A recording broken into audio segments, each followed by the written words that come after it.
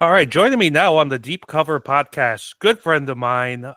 We have done a podcast before, but it was on a tech-centered one, so a little bit hmm different. Is my good friend Robert Williams. Rob, thank you so much for joining me on an episode of the pod here. Of course, man. No, thank you for having me. It's always fun and a pleasure to hop on these with you. And obviously, keeping up with your content over the past few years, man. I remember you wanting to do this for a while, and you started getting your feet wet. And now, man, you're doing podcasts, you're doing journalism. You're all over the place, man. So I just, kudos to you for following your dreams and making this happen. So it's a pleasure. I appreciate that. I appreciate that. And a little bit of background. So back in the day when I was still living in Detroit, Rob and I used to work at the same Best Buy location. Rob works for Apple, and I was at the time representing Google. So we would just kind of in the downtime we start talking NBA and getting into the debates that people like to get into, and it was always a good time. So this is going to be a little bit like that. And the reason I wanted to bring Rob on is because Rob's a big LeBron James fan, right? And which I feel like most people in our age bracket have some level of appreciation or maybe even hatred of LeBron. hmm He's a very polarizing figure in that way. Love him or hate him. But yeah, exactly. Yeah, no one's middle on LeBron. I feel like they either No. really love him or they really hate him. Yeah. I was in a conversation recently with a friend and she hates LeBron, and I was like, let's stop that. let's give the guy his due. He's been an amazing player in this league. But he recently had some comments about Anthony Edwards and others not wanting to be a face of the league, and he had said, you know what, well, I can't blame them because you'll get shit on, basically. And Yep. he has 20 plus years of experience to draw back on. You go all the way back to Skip Bayless, things what he was saying. Stephen A. Smith recently, they even had a confrontation about it yesterday after Knicks Lakers. So does he have a point here, right? Is his kind of point about the media being overly critical of NBA stars and thus them not wanting that spotlight as much? Is that a real thing, or is this just kind of LeBron just saying stuff? I think it's a real thing. You got to look at it too. Obviously LeBron has been set up to be the face of the league. When he was on the cover ESPN, right, and Sports Illustrated. Junior high school, and in having the expectation, so that spotlight was kind of forced on him. Where he's essentially been in his prime for damn near 2 decades, right? But then you also got to look at it too. Like there are some players where that spotlight wasn't. They weren't born in that spotlight. Like Steph Curry, we didn't expect him to be one of the faces of the league, right? He was a scrawny kid from Davidson, you know what I'm saying? And then now he's the greatest 3-point shooter to have ever walked this earth, right? And one of those faces of the league. So and I think LeBron does have a point, especially in today's age where you do have social media 24/7 always on you. And I think the league they're in a difficult situation because you do have LeBron in his twilight getting ready to, ride off in the sunset. And it's really based on the fans at the same time. The league doesn't necessarily want to force feed a face. And I look at someone like Jason Tatum, who I think wants to be the face. He tries to have all these sound bites and really try to bring on that spotlight. But the people don't necessarily receive him as the face of the league. Versus somebody like Anthony Edwards, where I don't think he wants to be the face of the league, but the people love him. They love his rawness, his authenticity. But the league is like, he's a little too raw to be the face of the league. So it's a weird space, man, where you got to look at it. So I think in LeBron's point, it is weird all the way around to try to label, quote unquote, who's going to be the next face of the league, because they got a lot of things to prove. They got, the league obviously wants them to be polished. They want them to be kind of a certain way, cut from a certain cloth. But you also have to put in the impact of what the fans want too. And those two have to sync up. And if they don't sync up, you find yourself, potentially in a faceless league, or, having to rely on multiple shoulders rather than one face. It reminds me of, when LeBron came into the league, you kind of got a backstep and look at why they wanted him to be that so badly, because, it was Jordan was finally leaving after the Washington Wizards experiment. And, Kobe wasn't fully Kobe yet, and Right. obviously you had Shaq and a couple other guys that were kind of, entering in their primes and dominant, but they really wanted a guy who could just kind of just be like we enjoyed, since 85 on this guy in Chicago being and driving attendance and driving merchandise sales, globalizing the game after 92. And it's like, well, we need another one of those. And Allen Iverson wasn't going to be that guy. Right. And that was Yep. kind of the big thing. Yep. Iverson was kind of like Anthony Edwards today. Too Yep. much, too far. Too raw. Yeah. Yeah. And so they were like, man, please, we need this savior. Oh, he's wearing 23. Like, he idolized Mike. That's a good storyline. And, a lot of people are like, oh, well, he didn't ask for this, and he didn't have to get this big contract with Nike. Like, you're a number one pick in the draft. That's going to happen. Exactly. It is what it is, right? And I guess, like, from that perspective, it's more, like you said, it's more than just skill, because, like, Tatum's incredibly skilled, but it doesn't feel authentic, right? Like, I also think, like, there's, like, a weird Celtics thing about it. Like, the Celtics have really, since the Bill Russell era, have emphasized this concept of team thing, right? Like, that's always how they go. And even in the Bird era, when he was obviously the star, it's not like McHale was nothing, or Dennis Johnson was nothing. They kind of fully emphasize that team concept. So I think the Celtics culture hurts any Celtic truly being the face of the league, right? And because this is a league of superstars, and we respect the superstar. We always want the superstar to really shine. And when you have a more of a team concept, then, that kind of doesn't go hand in hand.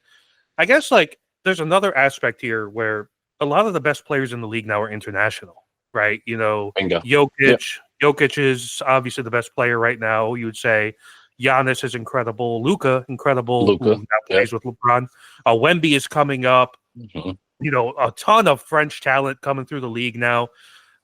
Why is it that the NBA, and I guess America as a whole, do you think, has a problem embracing the international player as opposed to the homegrown American player? Well, it's funny that you say that. Guy I went to high school with named Jordan Crawford, he played in the league, and he mentioned a bit about this on one of his podcasts before, is that I think you have such amazing talent here in the U.S., right? And it's like they have to go through this gauntlet. You look at a player like Cam Reddish, right, who ridiculously talented, but obviously, he's gone through, a lot on a professional level. He was amazing in high school. Even Anthony Edwards shouts him out as, probably one of the toughest people he's ever had to defend. He had his run at Duke, and then, he's kind of faded off, right? You look at another player like Michael Beasley, who probably, as far as skill and talent, up there with LeBron, right? But he had that rough road in his path. But he alluded to the fact that this European talent, things have kind of been given to them where they don't have to go through as much of the grind as American players do, right? And you get a Luka, you get a Jokic, you get a Wemby, where internationally they kind of had to have their bumps and bruises and going pro at early ages, but they don't ever have to go through that American gauntlet. So I think as a whole, people are resistant to that, right? Where it's like, we just don't want to give them the keys. We do enjoy our homegrown thoroughbreds who are here, but the league doesn't necessarily treat them the same way as they do a Luka or a Wemby, right? Especially because the league wants to make sure that the market is on an international level like never before. They kind of roll out the red carpet sort of sense, for the international players who do have the talent. So it's in a difficult spot, I think, for the league trying to figure that out, where you do have some great international talent, but again, I think as the culture of the NBA, the culture of basketball still finds themselves trying to figure out what American player, because now you're looking at, all these other international teams on the Olympic level. They're talking all this trash about the US. You watch that documentary about, and the French was talking crap, and they're like, hey, we got 10 plus years together. KD's like, what you gonna do with that when you got to guard Steph, right? So it's like it's that type of competitiveness that just we just don't want to give it to him like that. I think that there's a middle ground too, where I think the middle ground between the American system and again, it's the gauntlet of AAU, you know, the exposure of college ball, especially if you play at like a Kentucky, a Kansas, or Duke or Carolina, you know, you're gonna get eyes on you right, you know, before the draft. You know, a lot of times, like you have an international player coming in. You know, Wemby's the exception. He was kind of like you could argue the French version of LeBron in terms of hype. Right. But like for most part, they're like, oh yeah, this guy's coming out, he's pretty good, and you listen to one or two international scouts who are kind of dialed into Eurobasket, and then you just take their word for it. Whereas here, you're like you have a million bloggers, podcasters, TV shows that are kind of watching these guys like Cooper Flag. You know, you're analyzing every single game he plays at Duke. You know, he makes one turnover, you're like, ooh, is that a sign of bad things to come? There's a little more pressure, you know, whereas international guys get kind of coast in on a little bit more of potential because it's a lack of eyeballs, right? The middle ground to me is Canada, right? Because the Canadians are advancing their basketball program in a crazy amount, and they kind of are in this type of circuit. Like RJ Barrett's a good example. He went into a Florida academy for his high school stuff. So even though he is Canadian born, and Shea obviously is the face of that movement. So, and I think there is something to understand about kind of fitting into American culture that people latch onto. You know, you think about LeBron and Jordan specifically, like they had cultural cachet. And the one who I think who comes closest to that of this next crop of guys is Shea. You know, he's kind of like in Fashion Week stuff. You know, he holds himself like a Kobe held himself, right? Yeah. And I think that's probably gonna help him if he is that one. Whereas, like, you think about the way Jokic approaches it, like we're so locked into this grinded out hustle mentality as Americans, right? We see somebody like Jokic go like, oh, basketball is just a job. I'm gonna go race my horses in Serbia as soon as the playoffs are over. It's a joke, right? But you know, it's just kind of like Jokic is serious about basketball. It's just whatever. It's his personality type. You know, they have other priorities. And I think a lot of that rubs people the wrong way, which is what I think Wemby's done well, because he, in the doc, right? You see his commitment. You know, you see how much it hurt him when they lost that gold medal game. You know, hopefully I didn't spoil that for anybody, but it's a good doc. Everybody should watch. I want to kind of pivot though, Rob, to social media. You know, one of the talking points, like Bill Simmons said this on his podcast, that he made the argument that NBA stars now have never had it easier in terms of a favorable media perspective. And I kind of disagree, but I'll throw it to you. But where he's just like, yes, here's social media. Yes, there's all this other stuff. But a lot of times these people want access, and you have all these player-run podcasts that might not want to ruffle too many feathers, that, you know, it's not as scathing as it might have been. And then, you know, he kind of goes through every era, how Dr. J, for every year of his prime, was kind of criticized for not winning the big one. Jordan, same thing, just a scorer until he finally got it done in 91. You know, LeBron in the beginning of his career, can't shoot, can't get it done, that sort of thing. What role do you think social media has played in the way that the modern NBA player is viewed?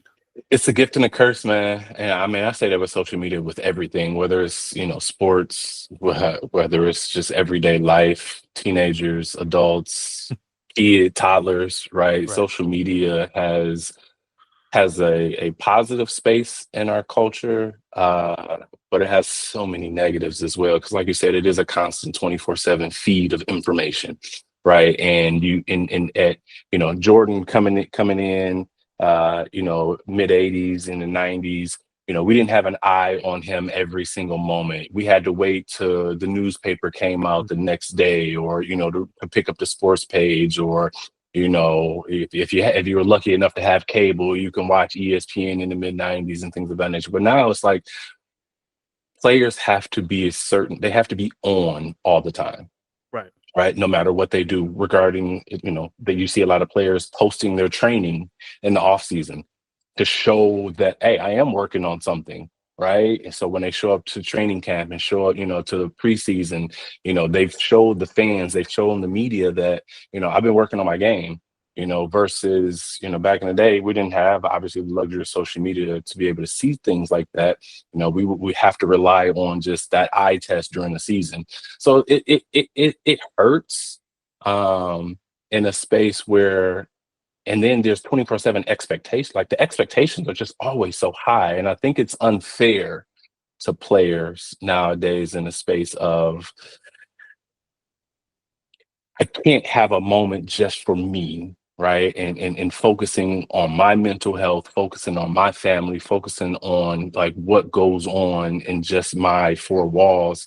But at the end of the day, these guys make millions of dollars, right? They're making the biggest contracts ever, and some would say comes with the territory, right? Yeah. Like this is what you signed up for, right? This is a part of this $300 million contract you just signed up for is media, talking to people every day, being involved in social media, interacting with your fans, and all of these things of that nature. So, in one breath, I don't have sympathy for today's player, but in another breath too, it's like sometimes we don't, because of social media, we don't treat them like they're human. Mhm. That's the big point, I think, where like you see this with the gambling aspect a lot, where somebody has like a 5-leg parlay, and the last leg they need, some guy on Portland to score 20, and he scores Yeah. 18, and then fans are his DM, oh, you cost me money, and like I've seen NFL players say that they've had like Venmo requests from different people who lost bets, and there's that access thing where like back in the day you had a filter, right? The filter was the beat reporter, the journalist, whatever, where they could say, hey man, let's kind of not get into this certain thing, where like a guy like John Morant, for example, like in the 90s he probably could have gotten away with so much more, but now it's like he has such so many eyeballs on him, where it's like I said, you have to be a certain way. And it kind of brings it back to the Tatum thing, where it's like you want guys to be authentic, and so you kind of rag on Tatum for not being authentic, but then at the same breath, we're also expecting them to have this manicured sort of image. Yeah. So is that your image, or is that who you really are? Like we want authenticity, but not too much authenticity. It's kind of like a weird thing. It's where we're at with the thing. Yeah. It's a weird space, man. I mean, because we're naming off so many people who could be the face of the league, but have had so many, whether it's personal issues or again, just kind of that rawness to him. You talk about a John Morant who, in my opinion, could have been one of the shoulders that the league could rest on, right? You talk about Anthony Edwards, it's Zion Williamson, right? Could have been someone that, this 3 or 4 or 5 guys, handful of guys that could have been, but because of personal things, because of that social media, Zion Williams got caught up with the porn star, right? And she, throwing all his business out, and now people don't, brands are looking at him like, okay, is this stuff we're going to have to deal with? So it's like it's so many different things, and because of social media, like you said, we don't have that filter to be able to kind of remove some of that ancillary stuff that Jordan didn't have to deal with, Grant Hill didn't have to deal with, Pippen, Drexler, none of them, Akeem Olajuwon never had to deal with, Shaq, right? Where it's like we see everything, and as Americans, as social media culture period around the world, we are over consumers. True. Yeah. Over consumers. So it's a weird space, like you said, and I think it hurts them more than it helps them. So let's kind of get into the NBA moving forward. So we talked about earlier, LeBron, KD, Steph, they're getting older, and so a lot of people have been talking about ratings and what's the future of the NBA look like. I guess once these guys are gone, do you think that the league is in good hands, or are they a little bit of trouble because as of now, they don't have, as we've been talking here, a true face of the sport anymore? Yeah, I would say they're in trouble. I think they are in terms of ratings, right? Because you don't have that one or two faces that can say, all right, they're stamped, they're the face of the league. I think the league should move into a direction where they rely upon several players. I'm just thinking of like different ideas to increase ratings. I think someone brought up the idea of, say, the All-Star game, right? Do like legitimately do a US versus world for the Yeah. All-Star game format, where I think that would increase ratings because you do highlight, homegrown American talent versus the high talent that comes internationally.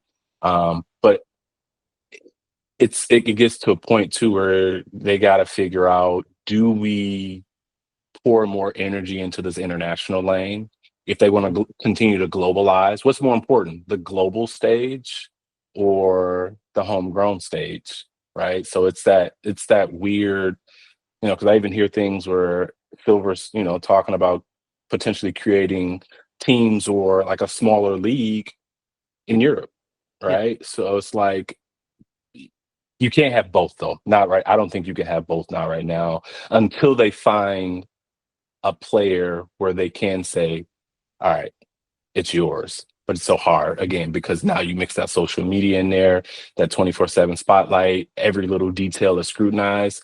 Uh, Listen, it's a lot of people that are getting paid way more than I am to figure this out. Right. But Right. I got some ideas. But yeah, I think they are, the ratings, especially compared to the NFL, right? Yeah. I think you look at those two leagues, and the NFL is far beyond in terms of ratings and what they're garnering.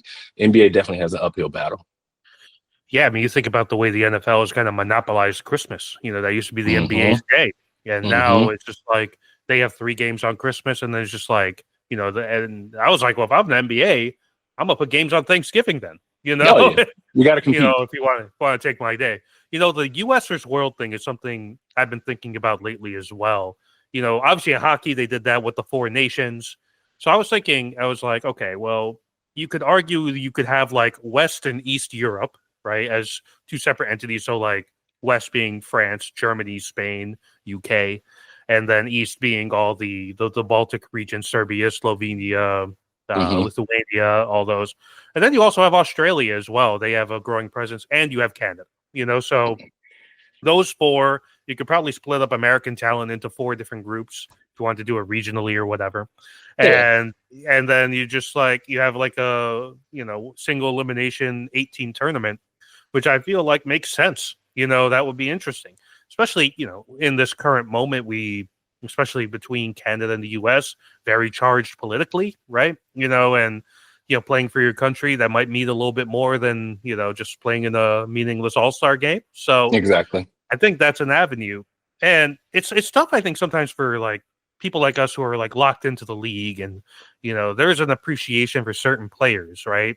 And it's really important to be able to get the guy who makes people want to tune in, and that was Steph Curry for a long time. That Mm-hmm. has been LeBron James for a long time, and Mm-hmm. as I look at the current crop of players, I was like, is Paolo Banchero making a casual fan want to tune into a Magic game on a Tuesday night? Probably not. So Melo Mm-hmm. Ball doing that to people in Charlotte? Probably not. Mm-hmm. It's just like you look all the way down and you start to wonder, like Anthony Edwards is that. You could say Ja is probably that as well. But Memphis is they're such a weird market and weird team, to be honest. It's just a Yeah, very strange situation, and you yeah. go up and down the league. It's just like through all the contenders, like obviously Tatum in Boston, but a lot of people kind of dump on it because like a lot of people don't like how many threes they shoot or whatever, Mm-hmm. which to me is the big issue. And this is why football is winning and basketball isn't. There's a respect for history in football, but it doesn't overshadow the present.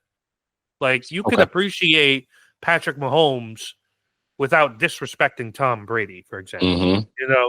Whereas if you say one good thing about LeBron, he's like, what about Jordan though? Yep. And which is why I hate the Jordan LeBron debate so much. It doesn't make any sense, and it was the same thing. Like I'm sure back in the day, you talk about Jordan, and you probably had some old head saying, "What about Kareem?" And that I think we're so beholden to the nostalgia of the 80s, 90s, and early 2000s. Like, I had a friend on social. He was like, "Oh man, I remember the mid 2000s. That was the golden era." I was like, "That was some of the worst basketball that has been played since the 70s. What are we talking about?"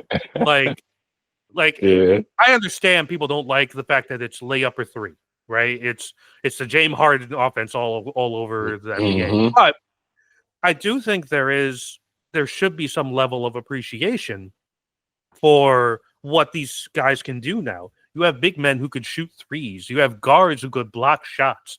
Yep. You have a lot of different, there's a lot of versatility going on. And I think we're maybe missing that because we're so beholden as like a basketball viewing public to what was. So I guess what's your feeling on that? Are we a little too beholden to what the league was in the past? And are we thinking a little bit too much with rose tinted glasses when we think about the 80s, 90s, and 2000s? Yeah, I think it is an issue, and one of the biggest contributing pieces to this issue are the former players, Hmm. right, who are so loud and boisterous, like a Charles Barkley, a Shaquille O'Neal, right? Just even recent older players like a Richard Jefferson or Channing Frye. People, you got Gilbert Arenas, who has a huge voice in this space now. I think they do look at it from a space of my time was the best time. Oh, Hmm. the 90s were so tough, right? Or oh, the 2000s were so tough. And that because of that, me as a consumer, as a fan, your average fan looks at it like, okay, they might be right? They do shoot too many threes, right? Steph Curry revolutionized this era in terms of three-point shooting, but it has had a detriment to the style of play in high school, AAU. Now everybody wants to shoot a three, right? I got a 11-year-old son, and he was on his sixth grade, seventh grade basketball team, and yeah, they were jacking threes up, man. It's crazy, right? So I think it's hard to kind of appreciate it because that's all people are doing, and that's not as big. No one will ever be able to replicate Steph Curry. I'm Yeah. sorry, right? Like that is a once in a generation type player with his level. Even with his former teammate Klay Thompson, hell of a 3-point shooter, but still can't hold a candle to Steph. Right. Right? You look at Ray Allen, Reggie Miller, who are considered some of the greatest 3-point shooters, in my opinion, aren't even in the same conversation as Steph Curry. Yep. But because he revolutionized the 3-point shot, and everybody feels like, yeah, you look at the numbers, it's a more efficient shot than a mid range. The likelihood to obviously get more points on a similar distance shot, yeah, of course, take the three. But it has hurt, right? I love seeing dunks. I love a good dunker, slasher, right? I love good post up. Some of my favorite players, obviously Kobe, Carmelo, right? People who were mid-range assassins, Rip Hamilton, right? People who made a living out of mid post and a nice 15 to 20 footer. People don't like that for whatever reason, and these people have built careers off of that because, again, you get a player like Steph Curry who's just jacking them up. But back to the point, I think the older players have hurt our idea of what this sport is supposed to look like. So we can't appreciate it for really what it is in this point in time, because everybody's always saying, like I said, back in my time, it was the best. Mhm. And it's like I watched it in the late 90s. I watched it in the 2000s, and the issue I always have with is like it's a copycat league, and it's almost disrespectful to that Warriors era of basketball to kind of just say, "Oh, they're just jacking up threes." Like, yes, they were shooting a lot of threes. That doesn't You can't take that away. But there was a lot of ball movement. They did a lot of different things with sets and all that, and to take advantage of such an elite shooter. And I think that a lot of these guys are, well, we just got to jack up threes, and Hmm. as a result, you have bad basketball. And it's like I feel like we overlook the fact that there was a lot of bad offense being played in the 90s, right? Like, But yeah, and it's like people will always say, "Oh, well, you really had to earn it. You had to do things in the post." Like there were some terrible post players in the '90s, and that was just what you had to do. yeah, Like think about when Vlade Divac got drafted to the Lakers. Like, they wanted him to be a traditional back to the basket center.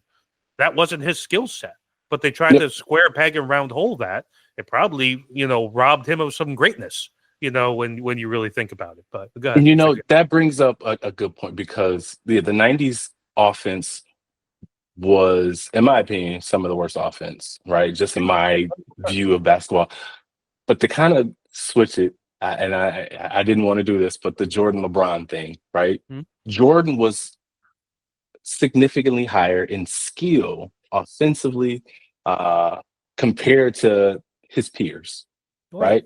Sure. So that elevation made it seem like this man was a god, right? But realistically, comparatively to his peers, he was just that much better. Versus LeBron, Jordan never had to deal with a Steph, never had to deal with a KD, never had to deal with any of the offensive talent, James Harden, that LeBron faces today, right? So if Jordan was a god amongst men, I feel like LeBron is one of the biggest monsters amongst other monsters, right? And that's why I think, in my opinion, you get this. I feel like LeBron is the better overall player, right? Because of his peers, his level of talent that he goes against day in and day out.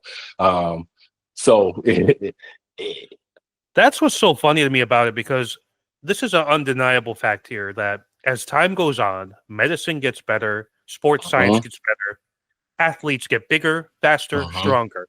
I'll give you a perfect example. The NFL just had their combine recently. It used to be unheard of to run a 4.3 second 40-yard dash. Okay. Yeah. Every single year, we got a guy running a 4.3 now. But one guy ran a 4.29. Last year, there's a guy even below that who set a record. That's just the way it is, right? Like, and you to your point, you mentioned all the, like, back then it was a center dominated league. The game operated inside out as opposed to outside in like it does today, where Olajuwon, Shaq, Ewing, David Robinson, like, it was all these kind of high level centers, and I think they were awesome. But those weren't the guys that Jordan was matching up with every night, you know. And he was matching up with like a Clyde Drexler, who awesome player. But like, I was listening to Vernon Maxwell on a podcast, who was like, yeah, he was super easy to guard. Just take away the right hand. He couldn't go left. So, and it's just like, okay, so that's a thing where it's gotten better, but we're so desperate to cling on to my era was awesome, especially with these older players, that you're like elevating just average defenders or average competition. Like, I love the 90s Knicks. That's a team that made me love basketball. I can also admit they were a shitty offensive basketball team. Like, you had a non-scorer in Oakley, another relative non-scorer, maybe a little ahead of his time, in Anthony Mason. John Starks, an inconsistent shooter, never had solid point guard play. Had Derek Harper for a couple of years in the twilight of his career. And then you had Patrick Ewing, of course, right, who is a dominant center, a great defensive center that had to grow into his offensive game, much how Anthony Davis has had to do in his career. I think there's a lot of parallels between the both of them. But it's just kind of like, I can admit that and still enjoy that team, right? And that's why I kind of want to dovetail this into the former player and the TV show thing. I honestly, and this might be like a little unpopular for a lot of NBA fans that really love the show, I think Inside the NBA is one of the worst things that happened to basketball discourse. Because, all right, so let's say you have like a marquee matchup between OKC and Cleveland or something, right? Two really good teams this year that might be a finals preview. And, they'll probably be talking about like, oh, I don't like how he shoots this many threes or that many threes. Sometimes they don't know the names of the players on the roster. It's just like, do you guys even watch the games? And instead they're just saying, well, when I had to do this and when I was playing against Olajuwon or whatever, and I'm just kind of like, that doesn't really matter. you know? And First Take does a real bad job of this as well, always jumping into, the good, the tried and true Lakers topics or whatever. And I just like, what is like, have these shows kind of ruined the discourse here? Yeah, I think as far as entertainment, they're great, right? Obviously, we can tell by the ratings with inside the NBA. I mean, Ernie Johnson, a gem Yeah. to this league, to this sport, and obviously the color commentary and the comedic relief that Chuck and Shaq brings. But to your point, if it's say it's a a doubleheader, triple header, oftentimes if they're not talking about the main event or the two biggest teams that are playing, what are they saying? Oh, this game stinks. Oh, Mhm. look like it's terrible. Look at this. The coach, like, they criticize it and they just blanket label these, smaller matchups as like this game's terrible or this team is terrible, right? So your casual consumer also is like, oh, without even really watching the game, this stinks. Now Mhm. I'm not gonna watch, an Orlando Magic versus Charlotte game. Why would I do that? Right? I'm not gonna watch, oh, if Orlando does play, a heavier team like a Boston, I'm really not gonna pay attention because I've heard so many times Chuck say, this team stinks. Right. So I think they have definitely had a huge influence on the everyday or casual consumer of the NBA, where though they are entertaining in their own space, as a whole product, they've diminished it. Absolutely. Like it was. I'm not telling people to be locked in on the Wizards, right? Yeah. Like like that's a terrible team, right? Like Yeah. we get Charlotte, terrible team, right? But in the for these teams that are kind of committing to like if there was a matchup between say Chicago and Miami, right?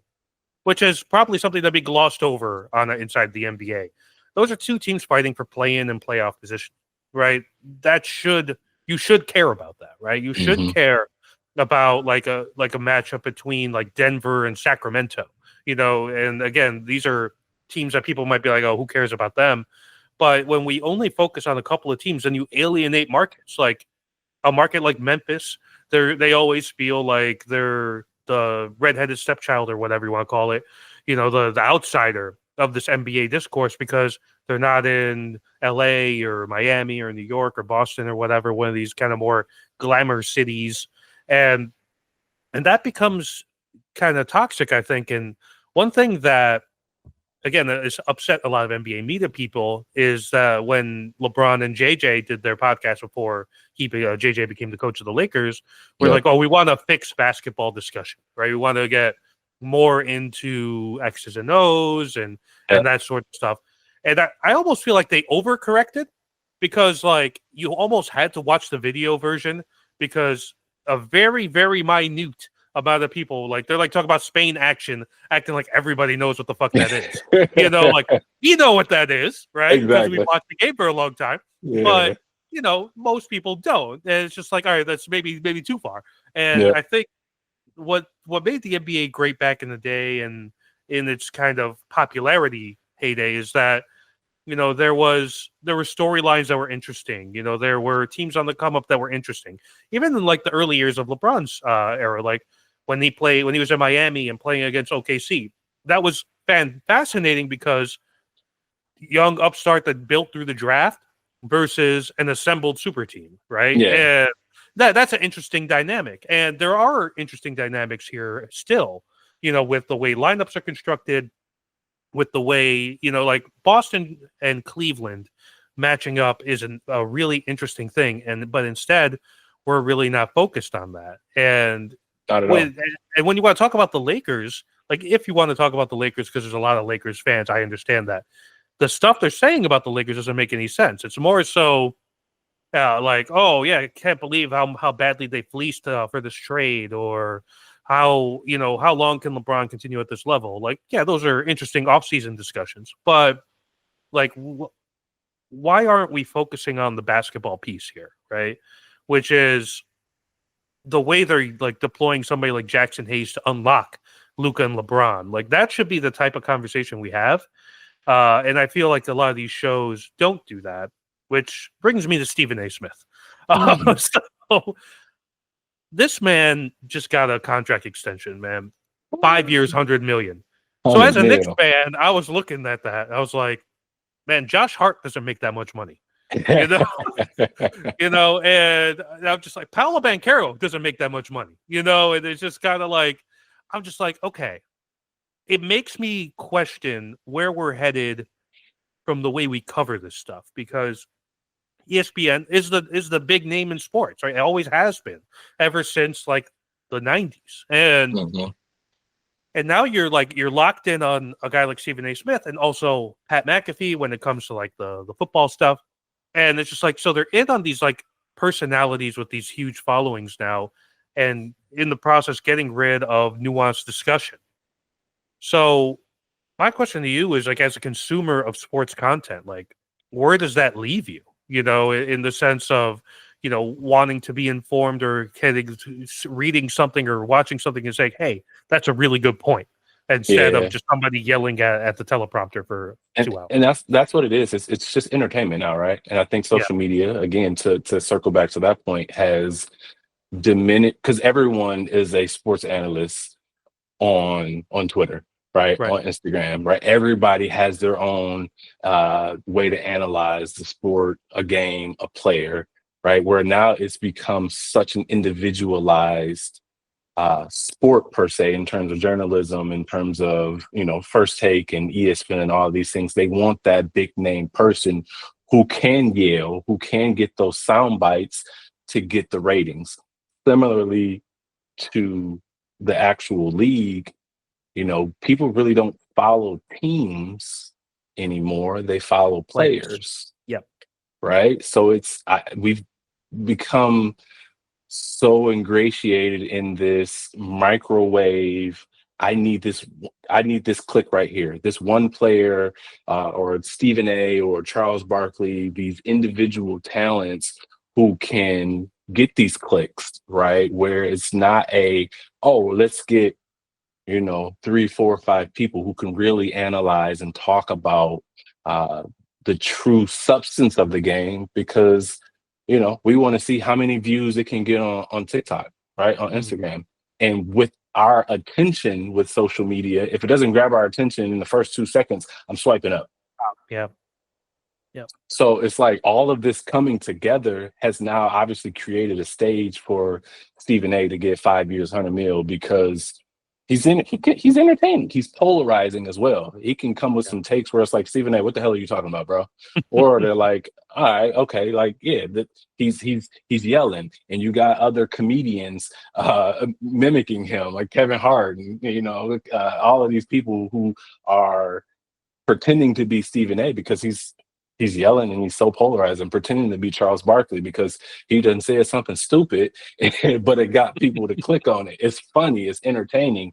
That has had an impact on this entire arena, down to the actual game, to the people who analyze it, who comment on it, and down to the people who play it.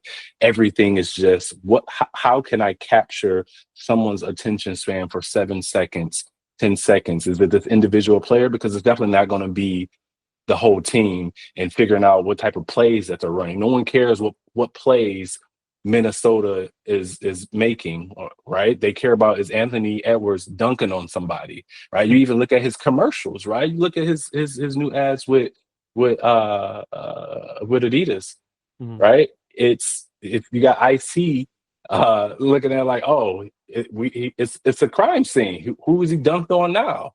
Like that's what people are consumed to look at, is those quick moments, those quick individualized players. So, the league has a lot in front of them to try to figure that out. But because of social media, because of these personalities now, like Stephen A. is not a journalist. He's a personality. Yeah. Right. He's an entertainer. It's hard. I guess to wrap up here, just kind of thinking back on the whole Face of the League stuff where we started. Over the next 5 years, if you had to project 1 or 2 guys who are going to be that guy in this league, who would those players be? You gotta throw Wemby in there right now, because it's early enough for him to still have a good runway to get there. He's talented enough. I think he has the talent and the drive and dedication to want it. I don't think he needs as much polishing to be a marquee player that's the face of the league. So I would definitely say him. I mean, that second spot is up for grabs. I don't think Anthony Edwards cares enough to be that face or to polish himself enough to be marketable and presentable. So honestly, you look at Luka going to LA Yeah. to that major market, and I agree. The Lakers they did it for today. They did it for the next 5 years. I think honestly he can slide in there, learn all of this stuff from LeBron. Like they paired him with LeBron, bro. The person who's been the face of the league, the person who's went through this gauntlet for the past 20 years, this spotlight. Learn from LeBron, right? And now you can conduct and carry yourself as another face of this league. So I think between those two, it's unfortunate that, like I said, you got a handful of players who could have Zion, Anthony Edwards, but the league is not going to shift to those players. They've kind of had their chance, and I think they've lost it. So I would kind of focus on those two. And somebody who goes kind of forgotten as a face, Giannis. Yeah, you don't hear as much stuff about him anymore. Obviously those couple of years leading up to the championship that they won, we got a lot of cycles of Giannis, a lot, right? And then, you're talking about a few years now post-championship, you don't get as much time with him. I hate to be big market, small market guy about Giannis, but there's a limit, man, to the exposure you get in a place like Milwaukee.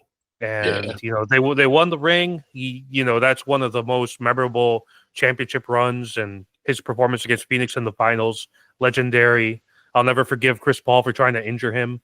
But I do wonder, if it was Giannis instead of Bam in Miami, if it was Giannis instead of Cat in New York, if Giannis was on the Clippers even, and like, what is the perception of him? How does that change in the sense of, being, a marquee player in this league? Because he's an exciting player, and he does what people want. He's physical, gets downhill, plays both ways, finishes at the rim.